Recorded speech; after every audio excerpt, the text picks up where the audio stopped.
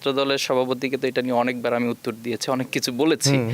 তো এরপরও ওনাদের জায়গা থেকে ওনারাও এটা বলে যাচ্ছেন, আবার আপনারাও অনেক ধৈর্য ধরে আমাদেরকে এই প্রশ্নগুলো যেখানেই যাই, মানে এমন কোনো এখনো সাক্ষাৎকার বা টকশোতে আমি গিয়েছি যে এই কোশ্চেনটা করে নাই এরকম আমি পাইনি। তো এই জায়গায় আমি যেটা বলবো যে দেখুন, 5ই আগস্টের আগে ছাত্র শিবির সম্পর্কে এই অভিযোগ আপনি একটা লাইন কোথাও দেখাতে পারবেন না।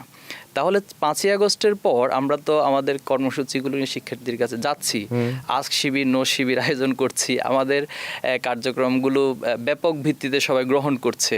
তো এখন ছাত্র শিবিরের এই আদর্শকে, ছাত্র শিবিরের এই কাজগুলিকে পছন্দ করে শিক্ষার্থীরা আমাদের কাছে আসছে, এজন্য আপনার মনে কষ্ট, আর এই জন্য আমাদের বিরুদ্ধে গুপ্ত একটি শব্দ ব্যবহার করবেন। তো এটা নিঃসন্দেহে আসলে খুবই হতাশাজনক কাজ। আর ছাত্র দলের ক্ষেত্রে যেটা বলবো, যেমন গত 15 বছর ওনারা ওনাদের যে কমিটি, এগুলো কিন্তু ঠিকভাবে রান করতে পারেনি। কিন্তু ছাত্র শিবির আমরা এত জুলুম নির্যাতনের পরে আমাদের এখন পর্যন্ত জুলাই আগস্টের আগ পর্যন্ত 234 জন ভাই আমাদের শহীদ হয়েছেন বিভিন্ন ক্যাম্পাসে।